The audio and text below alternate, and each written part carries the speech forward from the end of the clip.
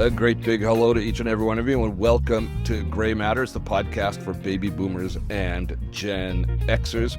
We have just a terrific show lined up for you today as Bernie Borges joins us. He calls himself a fulfillment architect, and you go back a ways with Bernie, don't you, Vivica? I do. We have known each other before Vengresso, but because we used to share, and you might have met him too, we all used to do social media marketing world together and content marketing world back in the day. So I have shared a stage many times with Bernie, and then Bernie was actually my favorite co-founder of that which will not be discussed. But yeah, no, I freaking adore Bernie, and I'm just really glad to have him here today. I think what he's going to talk about and share with us is exactly what our audience needs to hear. But no pressure, Bernie. No pressure. I'm up for it, Viv. And back at you, my friend. Well, and I love because you and I, actually you made the pivot a little bit before I did with your podcast, and then you left said company and then started your own business with Fulfilled at Work Academy, which I'm really excited about, and about creating leadership and fulfillment. I mean, because how do you be a good leader if you're unfulfilled, right? Especially at a certain age. Exactly. And first, let me just say, Viv, that you and I know, or you know from our previous conversations, but I want to share with your listeners that you have been like a sister to me since we've known each other. So I likewise adore you in many ways. But yes, I am all about fulfillment. It's my favorite F word. It's not my only favorite F word. I've got a few other favorite F words. None of them are the one you might be thinking, by the way. There's fun, there's family, there's faith, there's Friday, but fulfillment is right at the top of my favorite F words. So tell us a little bit more about how you started this journey into Fulfilled at Work, and what are some key things that you've noticed and that people can do to really increase their fulfillment at work, at home, everywhere? Yeah. So I'll take you back several years. It's not just during the time that you and I worked together, but even before that, I had hit what I call a lull in my life and in my career, checking a lot of boxes in terms of health and family and career and just a lot of the traditional boxes that we want to check. But yet I still felt like there was something missing in terms of how I just felt about life. And at the time, the word fulfillment, the concept of fulfillment really wasn't even on my radar. And the way that it got on my radar was I just started doing some deep reflection about it and, just went online and kind of let my fingers, do the research. And I stumbled across a report called the Happiness U-Curve report. And you familiar with it, Viv? I see you nodding your head. Yeah. I either you talked about it or my friend Chris Bash was sharing it. But so yes. It's a report, I think it came out maybe 5 years ago-ish, give or take. It's a global study, more than 100 countries, where they basically measured happiness across people's lifespan. And the bottom line to it is that there tends to be this U-shaped curve, like the letter U, where people are happiest in their youth at age 18, and then they continuously become less happy until they bottom out. They're least happy at age 47.2. Don't ask me why. That's just what the report says. Age 47.2 is kind of where people bottom out. And if you think about some of the circumstances we can be going through, being in the sandwich generation, older parents, younger kids, and all the stresses of life. And anyway, then we start climbing up the other side of that U curve and start becoming more happy all the way into our 70s and 80s and beyond. But I didn't leave it at that. I dug deeper, and what I discovered is that happiness is an emotion that is a fleeting emotion. I can be happy in the morning and unhappy in the afternoon for any number of reasons. That's what led me to coming to understand fulfillment. And so I've got my definition of fulfillment, which is not all that different from definitions you may just come across through your own research. But my definition of fulfillment is it's the emotion that we experience when we achieve something. And it is the second most powerful emotion in our humanity, second only to the emotion of love. So it is, again, associated with achievement.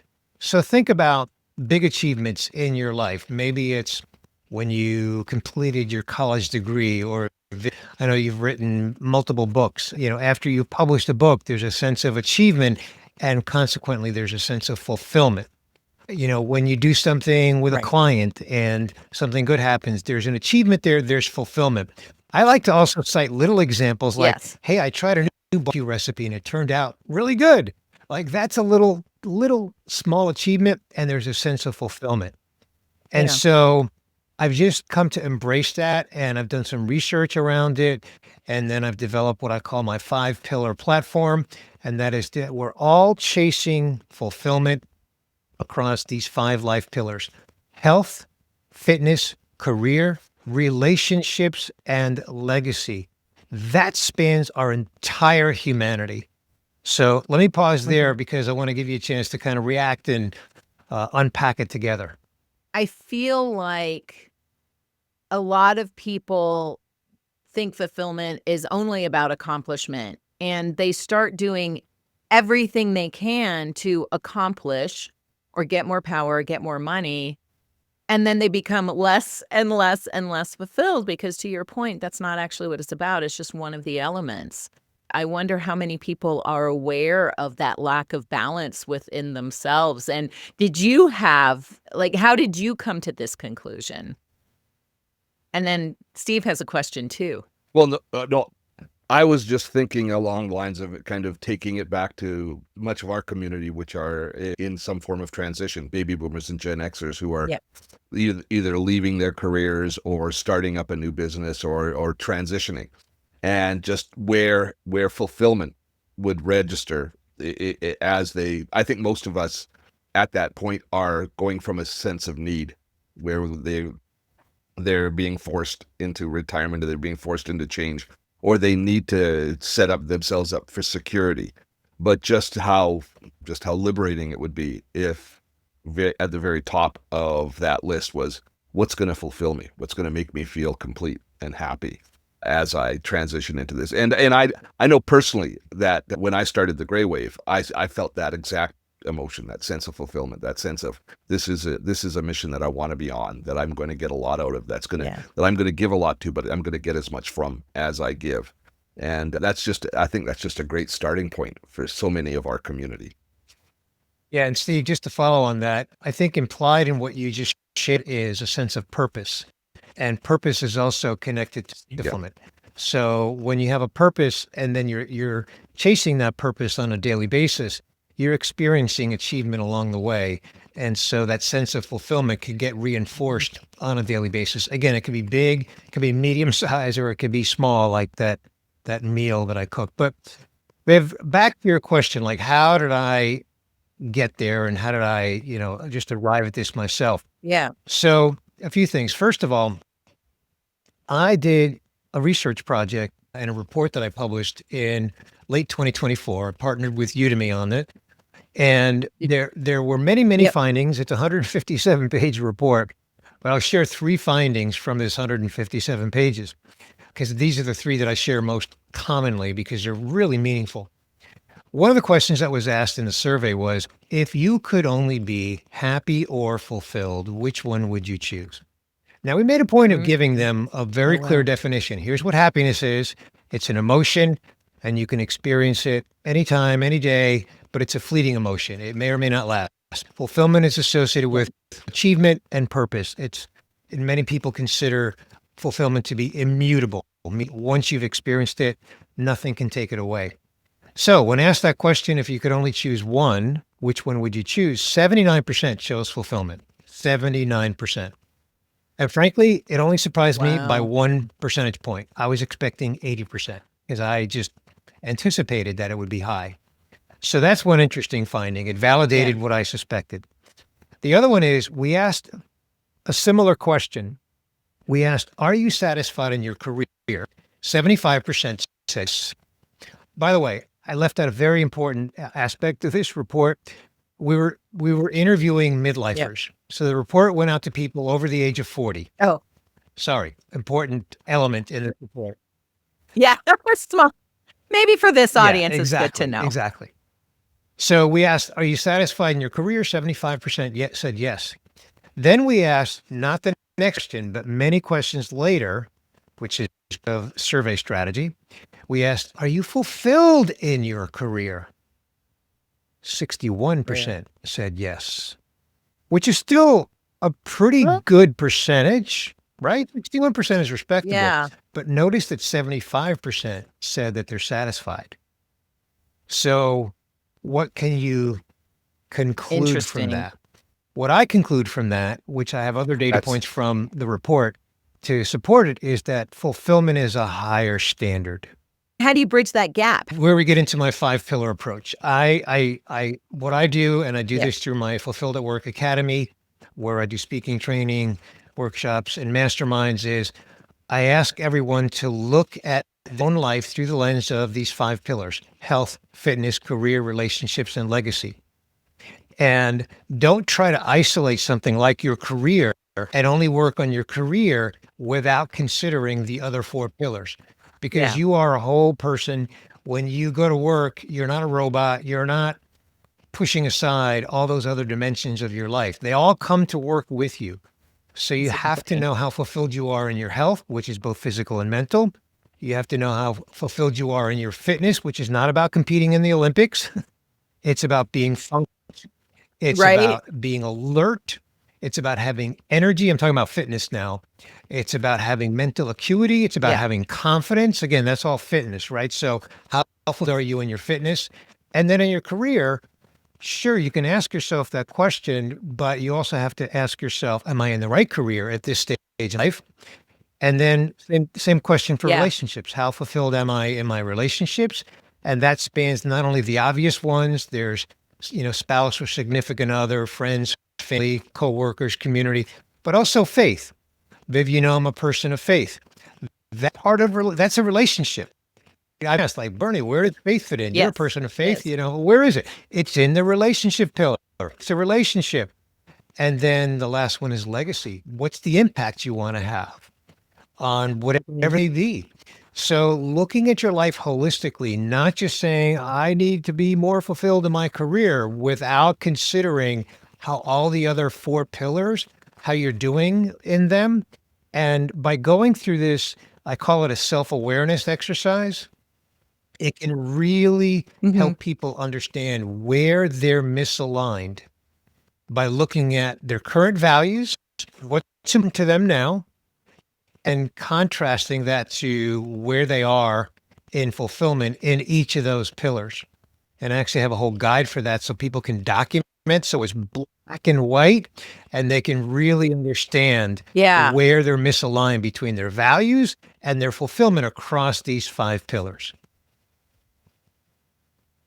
That makes a lot of sense, because when we're younger, some of those pillars are going to be less important. Like legacy when you're 22 is like, I want to leave an impact on the world, but really I want to be successful in my business. I want to meet, some hottie. I want to have children. I want, whatever it is. And then, of course, as you get older and closer to the end, potentially, other things become more important, like you said, like legacy, like relationship, etc. So I can see why, how those pillars would shift in time.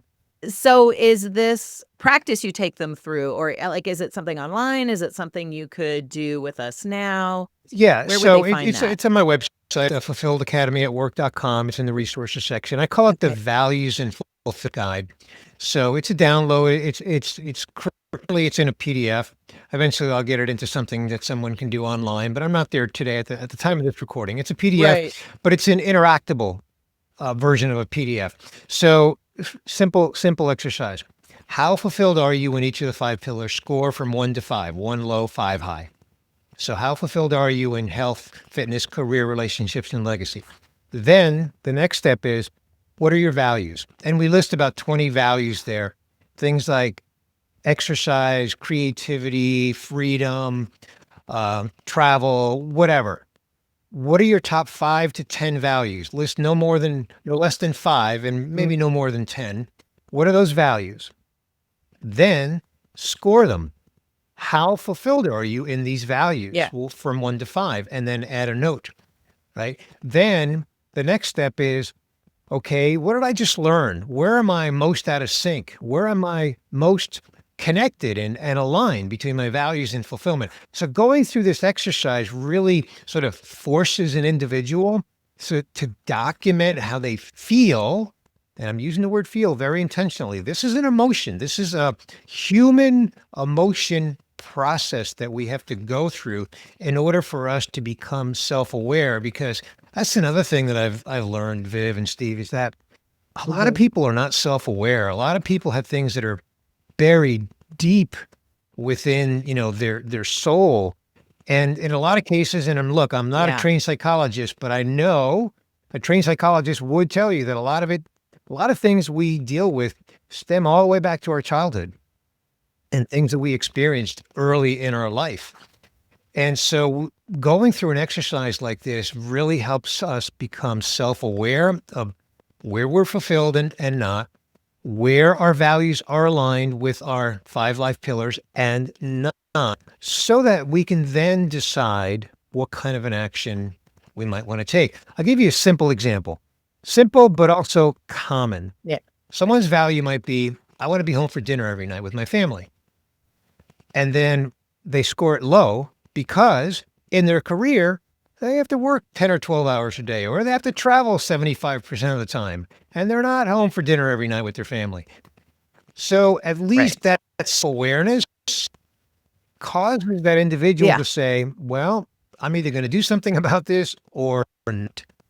But if the answer is, I'm not going to do anything about it, then at least you've made that decision consciously and you're dealing with it however you can deal with it. And then likewise, have that same level of self-awareness across the spectrum of all your values and how fulfilled or not you are across your 5 pillars. Now, I've taken this into a leadership framework. I'm trademarking this.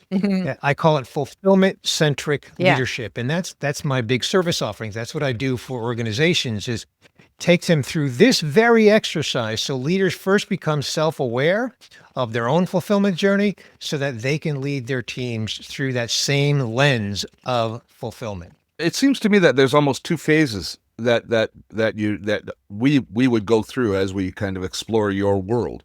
One of them is taking stock and determining exactly how fulfilled we are and what we're settling, where we have that gap between settling and actually being fulfilled and understanding what's important to us. But then there's the next phase, which I imagine is where so much of your work focuses, which is how do you take that kind of the holy grail of fulfillment, true fulfillment, and how do we then use that as a tool to plan for the future, to plan for ourselves, and to also become better at whatever it is we're doing, to become a better leader, to become a better family member, to become a better member of society. It is about first becoming aware and then taking some action and knowing what action to take. So, what you remind me of is that when I'm doing this in a workshop environment, I'm really doing it for leaders in an organization, and it's less about them figuring it all out in their own lives. It's more about being self-aware of what it means to be fulfilled so that they can lead their teams that way and helping their teams understand that. But in a mastermind environment, that's a whole different ballgame. That's where I'm really working with people to get them to do the self-improvement based on this awareness.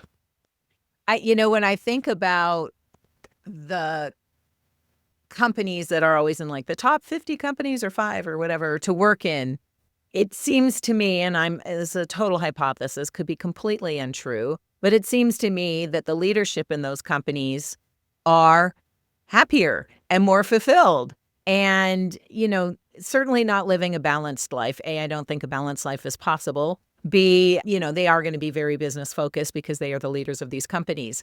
But you see them doing all the altruistic work. You see them, leading all of these other initiatives that are maybe more supportive of the world, the environment, their culture, whatever. And I hope for your sake that most companies and leaders within companies realize how important fulfillment is for themselves so that they can then trickle down in a good way. Look, here's the bottom line. Yeah. I say that fulfillment is a performance strategy, and I'm going to back it up with data so that it's just not rhetoric. 23%, companies that have an engaged workforce, they may not use the F word, meaning they may not message to their people that we want them to be fulfilled, but they treat their people really well and they have an engaged workforce. Companies that do that have a 23% improvement in productivity versus companies that don't. Okay. Wow. Companies that likewise have an engaged employee population have 82% less turnover. That's huge. And 50, wow. I mean, think of the money you save. Oh, 80%. Big time. Like the money companies spend on turnover is big time. Insane. Oh, it's huge. That's my marketing pitch, Viv, right there. It's like reducing turnover. No, seriously, that's exactly what it is, because that's exactly what I'm out to help companies do is reduce turnover by training leaders to lead through the lens of fulfillment. I mean, there's more data, more data point, but there's a whole bunch of them out there. 59% of employees who are engaged in the workplace say that they are not looking for a new job. They're happy where they are. So we're talking higher retention, higher morale, higher productivity, higher profits. And that's why I say fulfillment is a performance strategy, because it is. How receptive are you finding companies to this idea? Well, the short answer is they're receptive. The challenge that I have is that I'm really evangelizing this concept. It is not widely understood. Let me say that again. Fulfillment is not widely understood. Fulfillment is often conflated with happiness. Right. And it's different. So that's why in my own marketing, like when I open up a presentation, I open up with love is the most powerful emotion in our humanity. And then I pause a little bit and people are like, what does that have to do with the price of eggs or anything that we here discuss, right? And I say, well, but the problem is love does not show on an income statement, or it's not a KPI we measure in business. But fulfillment, which is the second most powerful emotion in our humanity, shows up in an income statement. Because when employees are both personally and professionally fulfilled, then they give you the best work. And you grow and you produce greater profits. So when I have the opportunity to educate people through any means, whether it's a live presentation or, as you know, I have my Life Fulfilled podcast and, content through my website, blog, et cetera, people are receptive when they are willing to listen and they hear the explanation, then people are very receptive. So I'm just on this mission. I feel like this is my calling at this stage in my life. Could I ask, kind of bringing it into kind of actionable items so that we can like saying fulfillment is, we're looking at the big picture. But if you're leading a team and you want to generate an opportunity for your team to feel fulfilled. Now, in my kind of naivete of looking at this for the first time in this conversation here, I'm wondering if the first place that I would start as a leader would be to say, make sure that we're all pulling in the same direction. Make sure they understand the goals and objectives really. And so really open up communication so that they recognize what success looks like as far as our team, as far as our entity goes. It's not necessarily going to be a number. It's not but it's going to be, the same things that you're looking at as a manager or as a team leader of the goals and objectives you have, basically reading them into that and allowing them to then contribute more, but also to recognize where we are in that process.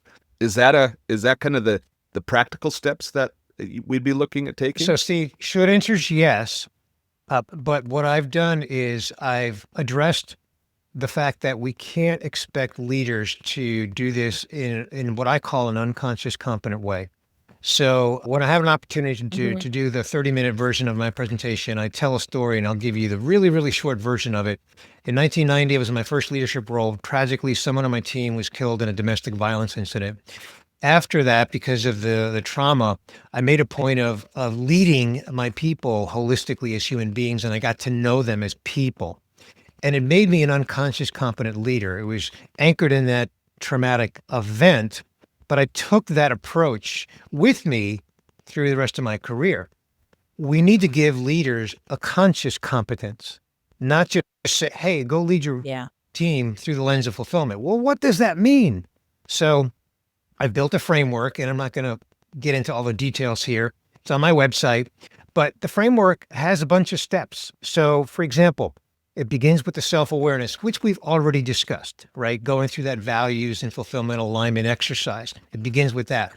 Then once leaders have that self-awareness, then sure, share all the goals that we have as a team. But beyond that, get to know your people. Do exercises with them that gives you an opportunity to get to know them. Make sure they know that you care about their wellness. You don't have to get into their wellness, their health business, and you don't want to. That's an HR violation. But you want to let them know you care about it. If they need to go to the dentist, encourage them to go to the dentist. Get to know their personal interests outside of work. And I realize that for some people, they may not be willing to discuss that. But if you have an opportunity, and sometimes it can just happen in natural conversation, show a real genuine interest in that and engage in conversation, and maybe even find a way to harness that passion for that external activity or passion and harness that passion into their work activity. And then here's another one that's in my framework, and that is structuring work activity into 3 levels of complexity. Most work activity is either medium or high in complexity. So I say to leaders, find the low complexity work, and it's there. You just have to go find it, and then give recognition to people when they achieve the little things. I'm not saying go crazy and do it in a way that is not authentic, but recognize people. That's a big one, Steve, is recognize people by name. Steve, I really like, the monthly report that you turned in. You covered these points really beautifully. And I just think that, you did a fantastic job on that. And by the way, if there's something in that report I want to discuss with you, first I'm going to compliment you on what I liked, and then I'm going to say, hey, I want to dive into this one. Let's get some time on the calendar to discuss that. But I'm going to first open up by recognizing the great job you did on that monthly report. And by the way, Steve, that monthly report is part job. It's not like you went above and beyond. You're just doing your job, but I just gave you recognition for it. And you're going to have a little bit of a sense of fulfillment from that because the boss gave you some recognition for that. It's just things like that. So it's all about giving people a structure so they can become conscious competence on leading through the lens of fulfillment. For entrepreneurs, most of us, I would say, fall under that unconscious competence level. We know what we need to do. We know how to get there, but we can't describe what it is we do. Exactly. And that's why becoming a conscious competent is so powerful. Because I can't take a room, if you give me a room full of 100 leaders, I can't just say, in 30 minutes, I'm going to teach you the meaning of fulfillment, and then I'm going to go ask you to go lead through the lens of fulfillment. Because they're going to be unconscious competence. They're just a little bit more about the powerful emotion of fulfillment. But you've got to have a structured framework that says, I have 10 steps, and they're not sequential steps, and you don't need to do all 10. If you do 3 or 4 of them really well, consciously, and it becomes part of your leadership style, you're going to do great. But at least you've got a framework. You've got something you can sink your teeth into, and not just this esoteric concept of fulfillment without actionable steps. We all need that. It's part of our humanity. Again, to your point, Steve, by being an unconscious competent, there's only so much we're going to get done. Being a conscious competent makes us much, much more effective. It's the difference between being an athlete and being a coach as well.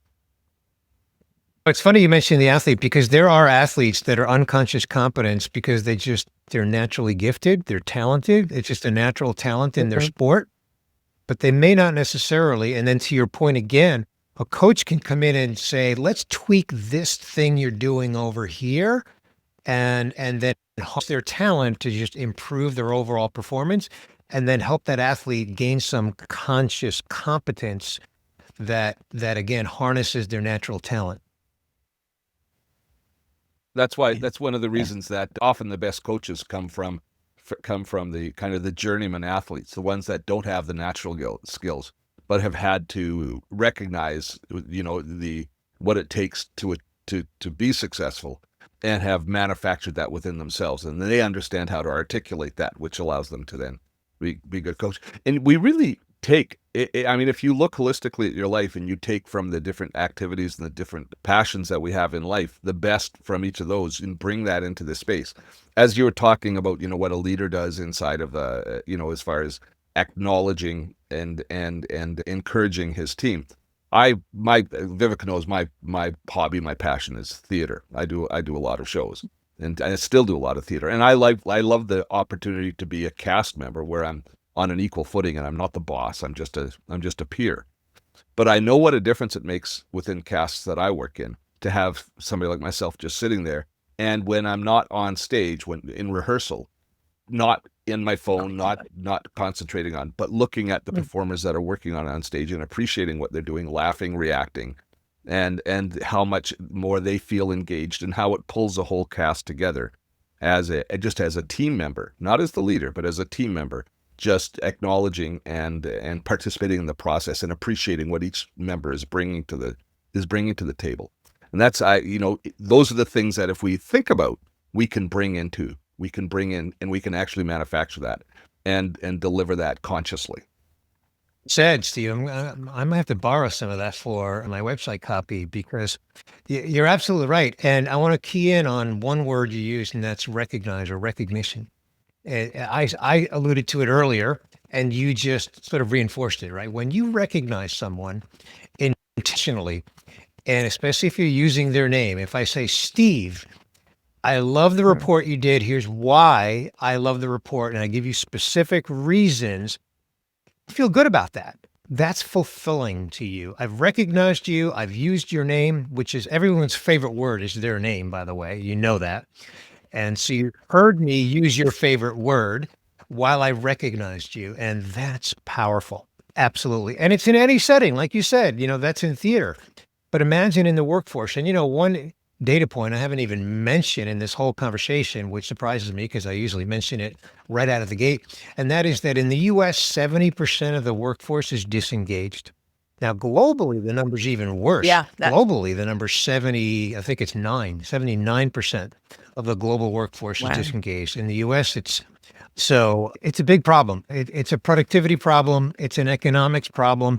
And it's in many ways, it's a morale problem. It's a maybe to some extent a psychological problem. I was talking to someone just yesterday at an event, and he was telling me what a horrible boss he had. He said he's not a mean person. He's not aware of how he communicates. And anyway, I don't want to go too far down that rabbit hole, but unfortunately, that's more common than uncommon. Incremental steps will have a profound impact. If you're talking about 80% of the workforce is disengaged, and you can bring a sense of fulfillment, even a small sense of fulfillment to your team, you might improve it only by 5%, 10%, but still, that's a huge improvement over the standard or over where you were before. There's lots of room for improvement. So it's such a worthwhile exercise. It's not like we're down to, going from, 10% to 5%, but instead you've got lots of room to improve. Exactly. Especially since leaders touch many people, right? We're talking about, I call it the bowling pin effect, right? A leader's like a head bowling pin. And so depending on how many people are on their team, there's potential to impact a lot of people. I say that I have a BHAG, a big, hairy, audacious goal of reaching 3 billion people with this message of seek and find fulfillment across these 5 life pillars. And I say, I'm not famous enough. I'm not famous at all. I can't do that on my own. I need to do that through leaders. I need to reach a lot of leaders because of the head bowling pin metaphor. The more leaders I can reach with this message, the more individuals I can reach with the message. Well, and I think especially now, there's so much distraction. Distraction equals disengaged. Disengaged equals fail and implosion. And one of the things Steve was, when Steve was saying, I sit there and rather than being on my phone, I'm actually, I'm listening, I'm watching, I'm reacting. And I mean, maybe the first step is we actually put down our phones, stop thinking we're the most important thing in the world, and listen to each other. Exactly. Communication, I say the communication is the hardest thing we do in life. Yeah. And part of communication, to your point, Viv, is listening, good listening, attentive, focused, intentional listening. Because people know when you're not listening. And so, absolutely, 1,000% agree. Well, and I think people should be listening to your podcast. So tell us a little bit more about that. You mentioned it earlier, but tell us a little bit more about that. And then how are some ways people can get in touch with you? Thank you, Viv and Steve. So my podcast is called the Life Fulfilled Podcast. Now, full disclosure, it started as the Midlife Fulfilled Podcast.